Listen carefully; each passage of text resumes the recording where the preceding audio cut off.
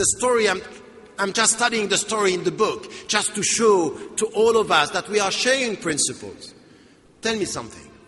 Do you think that there is anything that I said in this room today that is not understandable by non-Muslims? That's not true. What I'm just translating now is a universal message. That we have non-violent resistance. That sometimes we need resistance. That sometimes we need armed resistance. That sometimes we have different strategies as long as the principles are clear. Don't you think that as Canadian Muslims, American Muslims, Western Muslims, this is the added value to come back to the principles and to let the people understand that you have principles and courage and determination, that you are not going to give up? Is it not your position? Is it not you with the memory of your countries of origin? By the way, the great majority of you, some of you are Canadian and they converted to Islam. Some of you are coming from Africa, from Afghanistan, from Iraq, from Egypt. My country of origin, where I cannot go. And this is something also which is very important for us. I can say things here that I cannot say in Muslim majority countries. We need to know this. That I'm banned from there, banned from 6 Muslim majority countries. Why? Because there is no freedom of expression. And my consistency is also to be critical towards these countries by saying, you are betraying not only the message of Islam, but anything which has to do with human dignity. And we're not going to give up. I'm not in Canada to forget where I'm coming from. I'm in Canada, I'm in the States to be able to speak about all these dimensions. To stand up for justice and to be self-critical and critical towards my own government. So my conclusion here, as we only have 1 minute left, is really to come to this understanding of these strategies and this understanding of Islam, that sometimes, yes, you have to be ready for fighting and ready for resistance, knowing our principles, understanding the realities, and please, our religious principles and the context. You know, when the elections in Palestine were set and decided, I was not understood by many Muslims and many Arabs. I said from the very beginning, don't go for this election. This is a trap. It's a trap. They are going to just use this to put you in a box, and they will just put the cover on the box. And it happened. It's about what? A strategy. That they knew who was going to win, and they knew how to put the Palestinian in a very bad situation. Many Muslims didn't agree with me, and many Arabs didn't agree with me. Say, what are you talking about? This is the time. It was not the time. So now, we need to be able, when we discuss strategies, to be able to say, when we discuss strategies, it doesn't mean that we are a better Muslim or not a Muslim, or not enough a Muslim, and our faith is not a strong faith. We need to be able to understand this. In your society today in Canada or in the United States, we'll have many different opinions on strategies, but at least let us be clear on what is accepted as interpretations of Islam. This is why we need to learn history. This is why we need to get a better understanding of our principles. And this is why I like the way our Imam Zaid Shakir was ending by saying, dream. And I would say the problem with the Muslims is that they are dreaming the past and dreaming the future and blaming the present. You have to study the past, face the present, and dream the future. But you have to face the present. You have to be facing the present and to look at what is happening now. So it means to be humble and at the same time ambitious. Humble because we are doing what we can, but ambitious, we want to change the world. And you have to be serene, with lots of serenity. That's it. Alhamdulillah. Alhamdulillah. Natawakkalu ala Allah. This is serenity, but also at the same time courageous. We lack courageous Muslims. Remember, أفضل الجهاد كلمة حق أمام سلطان جائر.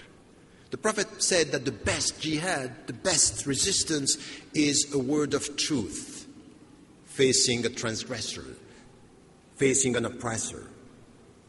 And we have lots of oppressors today. So ask yourself, are you ready for that? Are you nurturing your spirituality? And I completely agree with what you said. Liberation is a means towards salvation. But salvation is the goal, and your liberation is to be able to face this oppression, to face what the people are saying in this attitude.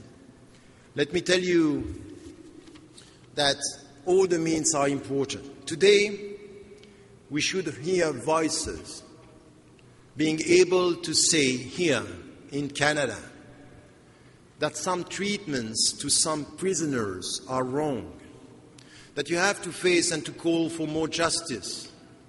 You need to be able to speak about Africa, about Iraq, about Afghanistan, about Palestine. And be careful. I heard now people saying, you know what, I'm a Sufi, so I pray a lot. I fast a lot. It's a way for them to confuse Sufism with a kind of giving up. It never was the case in history. Anyone who is telling you that the Sufis are not facing injustice is lying. The Sufis, the true Sufis, not this new look Sufism. So invisible during the day and just, this kind of lack of courage, betrayal. The Sufi were standing up. And the first one is the Prophet ﷺ. He was the first Sufi. He was the first one praying during the night and standing up during the day saying, we are not going to leave it. For one woman, he said to all an army, let's go now. We are going to face them. This is justice. For one woman. This is the meaning of the verse. Man qatala nafsan wahda. One person, stand up. We are not ready for that. This is the new way of saying, I'm sorry. We have to be very, very, very worried about what is happening. Al-Amir Abd al-Qadir, he was a Sufi. He was the one facing the French. And the French, they were seeing in him something which was dignity. And you know what he did? This is the true Sufi. Praying during the night, facing the French. And when he was in Damascus, when the Christians were persecuted, he protected them. I'm for justice for Muslims and non-Muslims. Christians are, look at this. The French were mainly Christians oppressing Algeria. He resisted oppression. But when the Christians were oppressed in the Muslim majority country in Syria, he protected them. This is us. This is the meaning of courage. This is the meaning of a Sufi. This is the meaning of a Muslim. This is the meaning of a citizen. This is the meaning of you today, the added value. So you have now to find your way. If you go on my website, we launched this global movement of non-violent resistance for Palestinians. We are supporting their cause. Our means is non-violence here.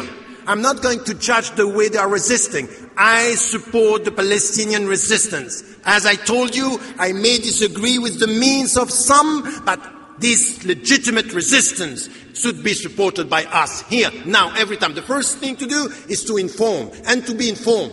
One. Second, non-violent resistance. What are you eating? Some of you during Ramadan, you eat dates coming from Israel. Is this right? No, there is something now which is a non-violent resistance with boycotting, sanction, disinvestment. Go for that. Ask yourself what you drink. Are you supporting the people, or are you just saying this is a lip exercise?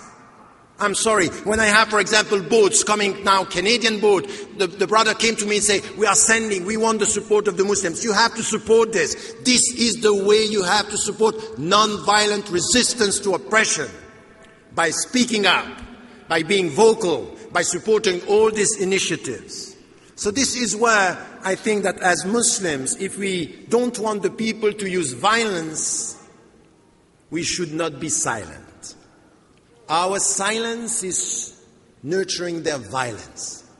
So let us be vocal in a peaceful way, but with determination, it's always the same. They are always coming to me and say, Tareq, stop. You are too much an Egyptian to be a Canadian. That's it. May Allah help us, inshallah. Wallahu a'lam wa ala wahda.